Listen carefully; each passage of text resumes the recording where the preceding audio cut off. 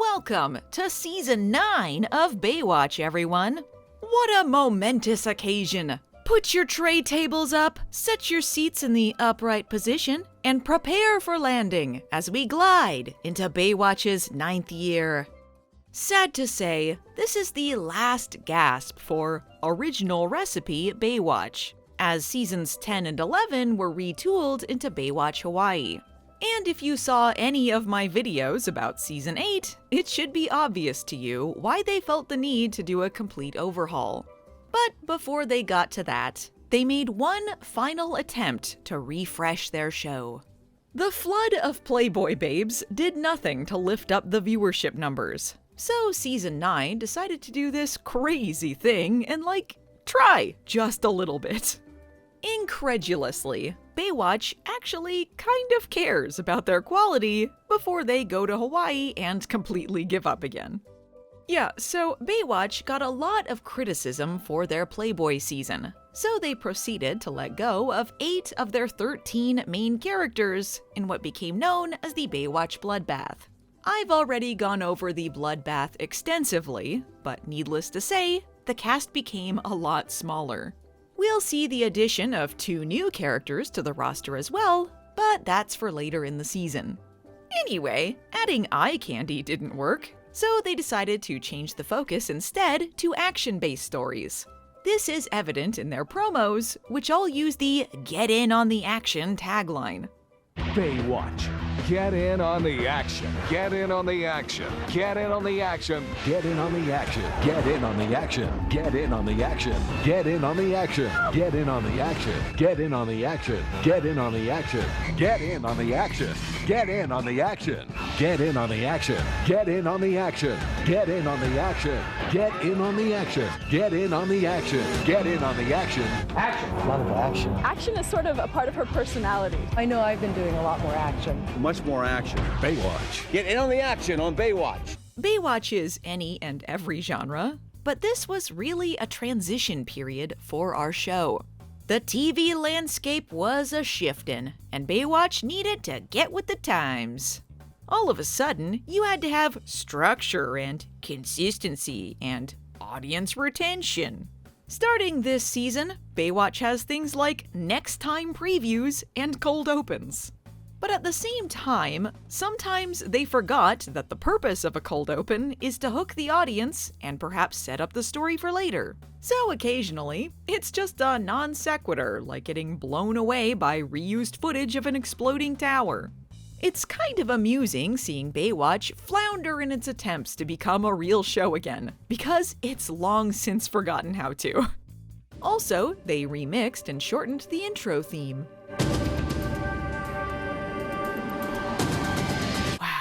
You know, I was starting to think Baywatch was getting a little tired, but now that they've slightly tweaked the music and made it negligibly different, I'm fired up for a brand new season of Baywatch.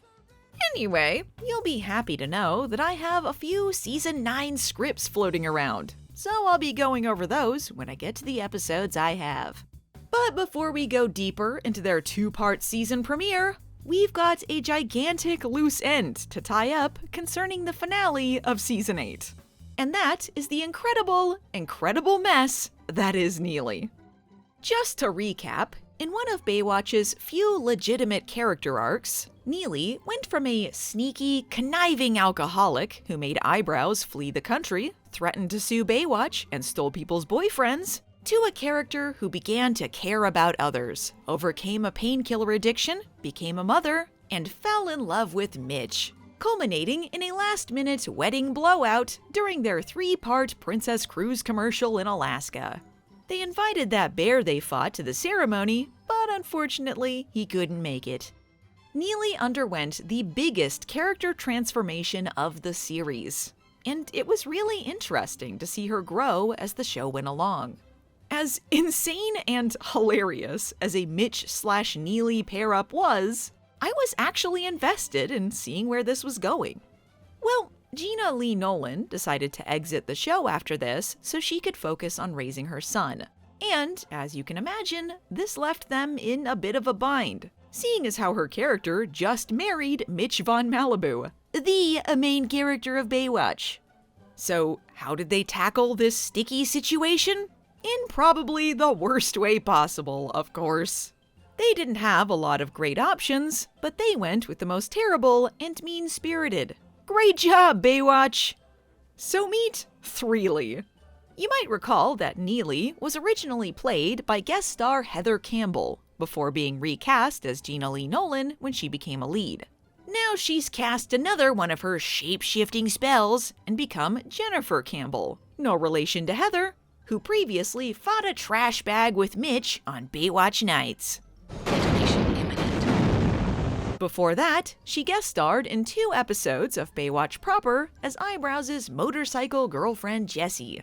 But now, she's become his mortal enemy, Neely Capshaw. And as you can see, the actress was totally thrilled to be thrown into this exceptionally awkward situation. Actress Jennifer Lynn Campbell was brought in to play Nolan's former character. It's just a weird place to walk into. I don't know what to say. No reason to bring this up, but Jennifer Campbell apparently quit acting after this. Hey, remember how Neely underwent all of that personal development and became a better person? So much so that Mitch fell in love with her and they joined their families together? Well, forget that, because we're undoing it all. Neely was just a sneaky, lying bitch this entire time. And actually, she was manipulating this whole situation for unclear reasons. And actually, you know what? This wedding didn't even happen. It wasn't valid, because a stupid boat captain can't even legally marry anybody anyway. It's a little-known fact that the captain of a ship can't legally marry anybody. That only happens in Hollywood movies. Their marriage was not valid because the ship captain who married them wasn't legally permitted to do so. A perfect way out. Dust off your hands and take a break. The crisis has been averted. This may be one of the dumbest oh never minds I've ever seen in a show. Truly impressive levels of not giving a fuck. This creates way more problems than it solves. Because, what the hell even happened? They had this giant, lavish wedding ceremony, found wedding outfits on this cruise ship not only for them, but for the baby as well, arranged everything with Princess Cruises, and neither Mitch, the Navy veteran, nor any of the hundreds of guests, nor the captain, apparently, knew that boat captains don't inherently have the legal authority to marry someone. With the power vested in me as captain of the Dawn Princess, it is with great honor that I pronounce you husband and wife. I mean, it's either that, or Captain Dawn Princess just lied to them for no reason other than to get his jollies off, I guess. Princess Cruises got a 3-part episode promotion out of them and then completely screwed Mitch over. What a bunch of assholes. You know, you don't often see product placement take such a sinister turn on a show. It's an interesting choice to portray your sponsor as a complete dickweed. And this wouldn't have happened if Mitch had just decided to use the rabbi from the TV edit. But maybe he's glad he turned him down and the Princess Cruise Captain was such a bastard, because it saved him from this sham of a marriage. To add insult to injury, in what is certainly half lie and half truth, Michael Burke claimed that Mitch being married didn't test well, and that, combined with David Hasselhoff's insecurities, was why they decided to sweep the whole thing under the rug. At the end of that season, the company decided to test that episode. The audience apparently did not like Mitch being married. David started getting insecure about it. The producers started getting insecure about it. The company started getting insecure. What are we going to do? Look, Gena Nolin left. That's why this happened.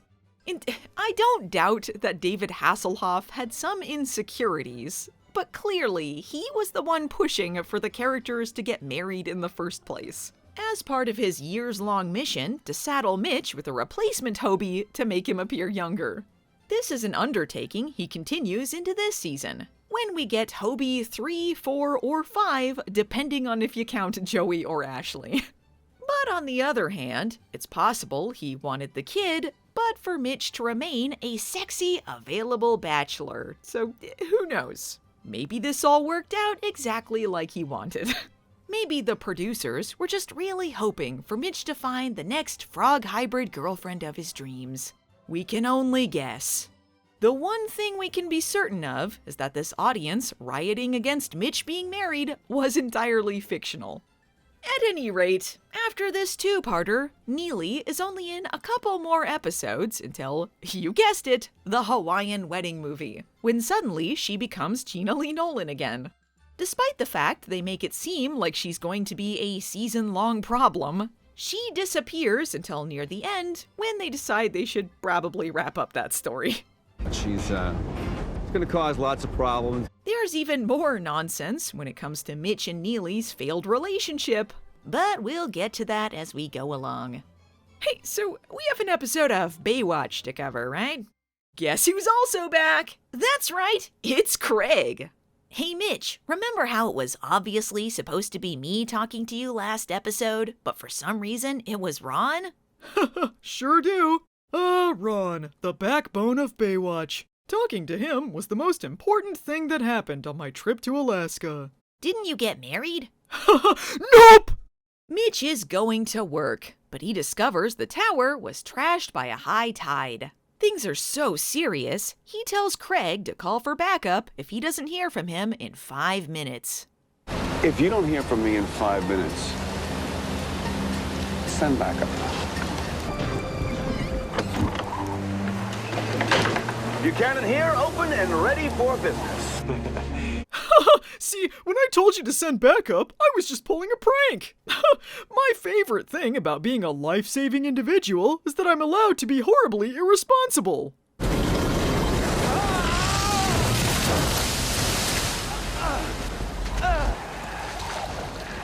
Is that the best you got? Come on! Come on! Now, what are we supposed to take away from this scene, Baywatch? I'm genuinely curious. The tone says maybe comedy, but then they were told to make the show action-focused, so I don't know. Mitch is simply a moron? I know his stupidity is often implied, but not usually this direct. I guess we'll never have any answers, because this was only a cold open and irrelevant to anything else. Now this is going on. Who knew that this rescue set in motion a chain of events that would change my life more than I could ever imagine? That's right, folks. It's the return of the Mitch voiceover. Only the best episodes, plus Season 1 of Baywatch Nights, include that. Don't be afraid, lady. Let my extreme close-up be a comfort to you. And I've crocheted a blanket to keep you warm. Well, Mitch has set it up. This woman must be pretty important for her rescue to change his life forever. You okay? Are you okay? Or that 48 hours later, Craig would be asking that same question. All right. So he just continually asked her if she was okay while she choked, and then springboarded it into a voiceover about himself. Got it. With no easing the audience into things at all, Mitch jogs on over to Threely, and it's not even clear that this is supposed to be Neely until they start kissing. Normally, when you do a recast of a main character, you'd have another character call them by name or something. But Baywatch knows their audience is intelligent enough to figure it out on their own. After all, Baywatch Nights was a crash course in searching for clues and piecing puzzles together. I fell asleep last night counting my blessings, of which you were at the top of the list. Yeah, that's great, Threely. The bad writing and the complete lack of chemistry we have will cushion the blow of the impending collapse of our non-marriage. Are you as happy as I am? Never been happier. No second thoughts about getting married. Of course not! I mean, unless your seeming character development was actually you playing the long game in an extended, elaborate ruse to accomplish some unclear goal, that is. Yes, who would ever do something like that? What was that evil laughter about? Oh, nothing. Okay, love you! Even though Mitch and Threely were just discussing their marriage extensively, in the next scene, they inform us that actually, that wedding ceremony didn't count, and they're planning another wedding to make things official. I think I'm married on the cruise. It's a little-known fact that the captain of a ship can't legally marry anybody. That only happens in Hollywood movies. It seems that dastardly Princess Cruises pulled a fast one on old Mitch, Neely, Cody, Lonnie, Donna, Hobie, Neely's baby, and hundreds of wedding guests. It's a classic case of pretending to hold an expensive wedding ceremony for no reason. Yes, that boat captain was a real son of a Mitch. But in his defense, it was pretty funny. I love that this sudden drop isn't even consistent with the previous scene, where Mitch is under the belief Threely changed her last name already. Hey, I thought you changed your name to Buchanan, girl. I told him I was changing my name. Nobody listens to me around here.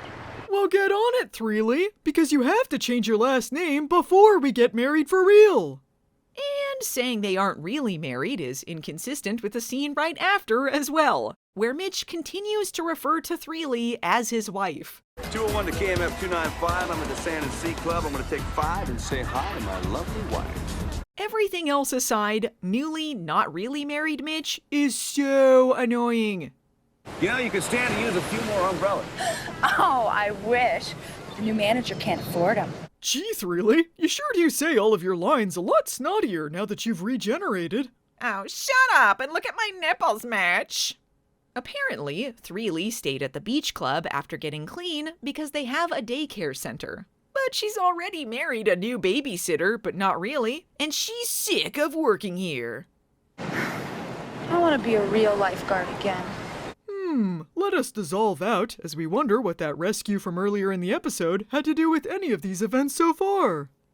After an action-based lifeguard montage, including a cool shot of JD, April, and Cody in sunglasses, we find out that we've actually been in a flashback leading up to the rescue at the beginning, even though that wasn't clear to me at all. What an ab-filled day! Hey look, a seagull! No way, let's check it out! Get out of here! This was my save and you know it! You just sorta have to infer that this woman had a seizure or something, because they don't really explain specifically what her deal was. But Threely informs Mitch that the hospital called and said she'd be okay. This still doesn't relate the rescue to anything else that happens in this episode, nor will it ever be relevant. But who am I to question voiceover Mitch? This is when Threely apologizes for being pushy about her reinstatement to Baywatch. And also, by the way, she quit the beach club, so can she be reinstated, please? This seems suspicious to me. Better check with Craig and see what his lawyer's hunch is. Mitch, I've been watching the episodes of Baywatch I missed since season 1, and I have to be honest. I don't think Neely was really high on painkillers when she hit on me. I fear things might be even worse. She tells fibs! Yes, Craig actually is getting caught up on all of Neely's past shenanigans. And now that she's evil again, the show suddenly remembers the sexual discrimination suit against eyebrows.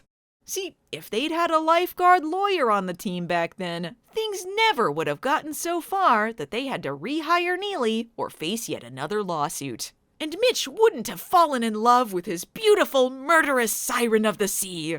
So really, this is all Craig's fault. This scene is meant to imply that Neely's development over the years was suspicious for some reason, because according to Baywatch, no one can change ever. I can't believe this. She filed a sexual discrimination suit against Matt Brody? This is a character I've never met before, but somehow I'm convinced of his innocence purely based on the fact he's a man. This world is a hexscape. Hey, hot stuff! I love being inconsistent! Want to get back to that age gap relationship and fool around? I don't know. Did you get permission from Manny, young lady? Oh, he's not going to be back for another 14 episodes! Even better, the cuckolding continues. April has gotten an interview with Calvin Klein to once again shill Baywatch's ugly real-life shoe line. Although, tragically and confusingly, JD and his underwear are not involved in this Calvin Klein plot. April is taking a flight to New York early the next day, and, coincidentally, Cody will also be on that flight to see Lonnie. Oh, that's right. You're going to see Lonnie, huh? Yep, going to see Lonnie, who's totally still my girlfriend. We love having off-screen partners. And that's when I learned the value of hard work. You see, if I hadn't painted that fence for a nickel, I wouldn't have gotten that job at the malt shop. And if I hadn't worked at the malt shop, I never would have joined that mystery gang and eventually became a lawyer. You see, Ashley... My storyline is almost over. Have mercy on me. I love kids. Too bad I never had one. Hey, look who's come back from the dead. That's right. It's Neely's ex-husband, Peter. I'm looking for wife Neely. Huh? But my wife Neely. This is when Neely's deception starts to come unraveled. You see, Neely told Mitch she went to see Peter in Alaska to tell him about Ashley, only to find out he's married and has another kid. Mitch and the audience had no reason to disbelieve this, seeing as how there was a scene of Neely taking Ashley to Peter's house and knocking on the door. But actually, this was another lie. And I guess Neely took this carriage ride over to this random place as a performance for no one. And Peter was never in Alaska. He isn't married, he has no other kid, and he doesn't even know about Ashley until Mitch tells him. That's right, Neely's ruse was planned so far ahead. She told Mitch she was taking Ashley on that Inside Sports photo shoot cruise because she'd tracked down Peter in Alaska, banking on the fact Mitch would sneak onto the cruise like a jealous asshole, despite the fact they weren't even in a confirmed relationship yet. Even though Peter wasn't even a factor in this whole thing until she brought him up again. And she and Mitch were already kissing at this point, and she could have simplified this whole thing by saying Peter told her all of this via phone call, and apparently the marriage proposal wasn't part of her plan, because her plan was and is completely nebulous. I can't believe Neely is such a bitch. Hey, champ, want me to get you a ginger ale or something? No thanks, Craig. If it's not a soda sponsorship, it just doesn't taste the same. That's a tough break, kiddo. But who knows? Maybe Peter was lying and Neely was telling the truth. I think you'll find after I show you this reshot scene where Neely and I are wearing completely different outfits, and she says her lines a lot more evilly, and I say my lines with more doubt and naivety, that Peter is in the right. Peter's married. What? Peter's married. What? I met his wife and their baby boy. I met his wife and his little baby boy. So obviously, we'll not be getting back together. Obviously, we're not getting back together. How can you marry someone when you're in love with someone else? How can you be with someone when you're in love with someone else? Question is, I don't know if he's in love with me. Only question now is, does he love me? Who's he?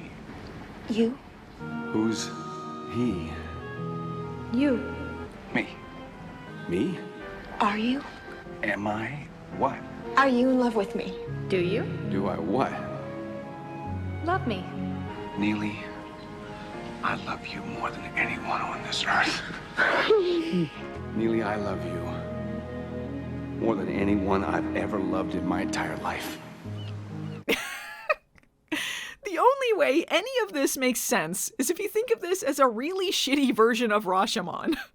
Oh, Mitchell, I'm bored of poaching endangered hawksbill sea turtles. What do you say we call up Teague and go on a mermaid hunt? That'll give us a real challenge. Enough of your games, Threely! Tell me the truth, and tell me now! Were you ever planning on renaming Ashley Hobie, or was that another cruel lie you told me as part of your sickening scheme? I'll know if you're lying again, because I'm a former supernatural PI! Once I get the whiff of betrayal, I'll get rid of you just like Ryan! And you won't even get to hang out on the dead girlfriend shelf anymore, you hear me?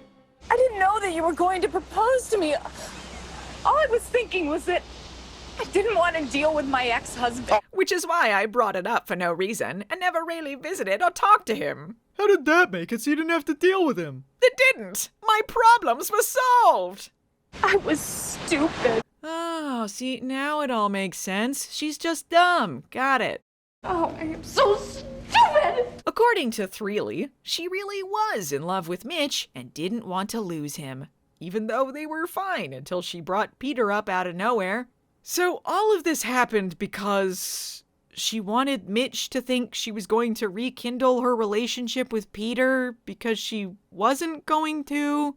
And she didn't want to deal with Peter at all, which is why she went to a random house and then pretended he was married, which she wouldn't have to do if she just hadn't brought up Peter in the first place? I really and truly don't know what's going on at this point. Apparently, the only lie was that she was going to see Peter, who she wasn't together with in the first place. And if she really didn't expect the marriage proposal, then I guess the Peter lie was more of a sidebar that didn't affect much except maybe Mitch's respect for Neely. I'm not sure if it's a non-marriage ender, especially since Mitch was the one who planned the stupid, elaborate cruise wedding, not her. Hey Mitch, how about a bedtime story to soothe you to sleep? There once was a handsome prince who lived in a beautiful lifeguard tower in the clouds. His name, Prince Mitchell, and he was best friends with a plucky jester named Craig who— Ugh, not the Prince Mitchell story again. Heard it! Meanwhile, you might remember this episode is called Crash. Well, now that story will come into play. April and Cody are on that flight to New York. Hope their plane doesn't crash. On board with them are several interesting stock characters who would be great to throw into a survival situation. You've got the airline stewardess, girl and boy version, the kid flying by himself, one of the unfrozen Vikings from Baywatch Nights, who became a movie star similar to Arnold Schwarzenegger since the actor was in a lot of his projects, and a pregnant lady. Going to see my girlfriend. She live in New York? Yep, she just moved there. She opens tomorrow on Broadway. She's a dancer. Yeah, sure, bud. Well, that's enough character stuff.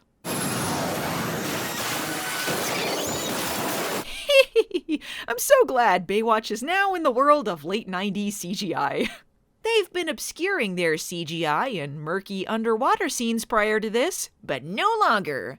Now we get a kinda murky nighttime plane crash. What are we gonna do? There's no lifeguards here! Help! Yeah, there are no lifeguards here! We're completely boned! Oh man, I'm never gonna make it to that ugly shoe meeting! Okay, I know things may seem dire, but if they knew what Mitch was going through right now, they wouldn't be complaining. That's right, it's not late era Baywatch without a random shark in the mix. Time to keep everyone calm! Shark! Whatever, I don't need this. I'm just gonna eat this dumb lifeguard over here. I invented a boat! Part 2! How long is too long for a next time on Baywatch preview? 2 minutes? No? Well, how about following that with 3 minutes of last time on Baywatch recap plus intro theme? This is the new and improved Baywatch Season 9.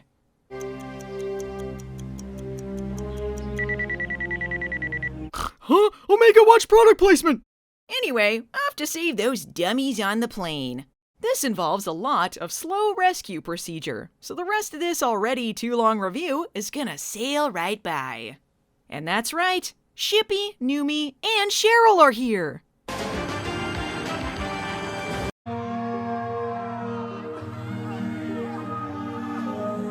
Wow.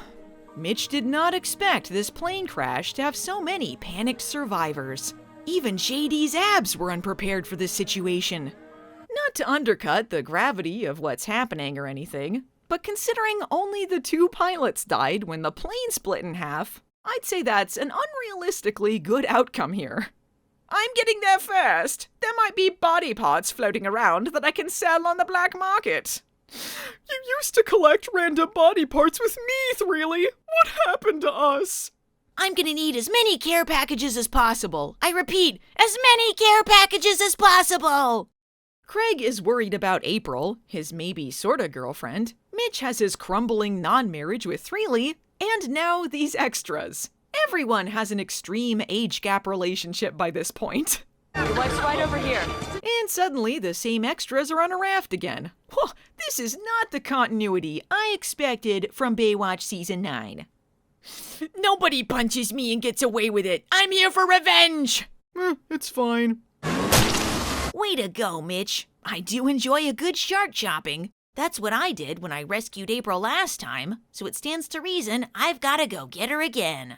I know this might not be a great situation, but the plane crashed and somehow I was uninjured. This is unheard of. Last season, I too would have been split in half by now. This was a really inopportune time to go into labor. I'm the panicky guy. Craig! My man! April and the others are trapped inside the plane with no way out. As with all things Baywatch, the solution? An explosion, of course. Get in on the action on Baywatch. No one will know they survived if I get to them first. Now, wait a minute. We saw that lady already got rescued earlier. People are so panicked, they're jumping back into the water. And for someone they established as having multiple broken ribs, Cody is doing extraordinarily well. Okay, now, Threely didn't even hit her head that hard. How did that happen?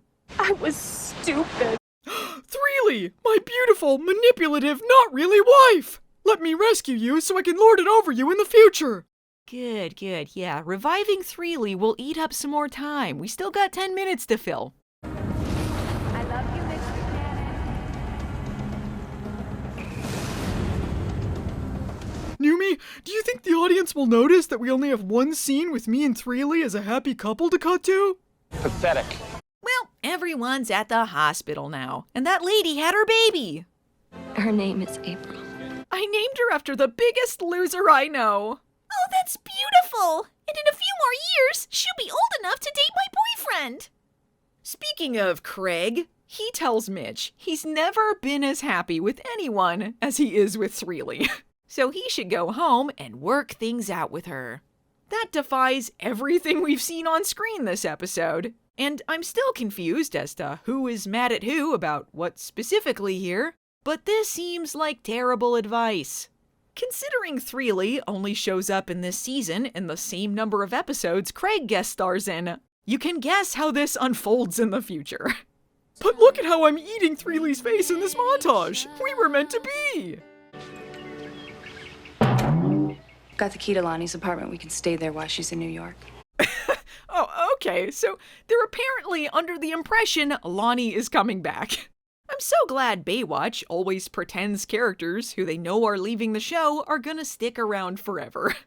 Unclear if Threely has the key to the apartment everyone lives in, or if Lonnie has some other place now. Anywho, Threely has called it quits with this relationship. Hope Mitch didn't get too attached to that stupid baby. He was gonna make it work despite her confusing lie, and he saved her life. Threely is a stone-cold bitch. It's so hard being the most innocent man alive. Ashley, you would have made a wonderful new Hobie. Let's go, Mom! Now I am back to where I was before, a childless bachelor. Dad, can I come back inside? You're not a main character anymore, Hobie! Get over it! Meanwhile, that kid Cody was sitting with on the plane survived. He was missing for a while. I know you were worried. If you need any advice on ending a marriage and re-entering the dating pool, Mitch, feel free to ask away. You think this is my first sorta divorce, Craig? Get out of here. I'll be fine, so long as Neely doesn't still work at Baywatch or anything. This will be an inconvenience for 2 episodes near the end of the season when we remember Threely exists. She's, gonna cause lots of problems. Next time on Baywatch, Baywatch faces an evil rival lifeguard company. They're never here.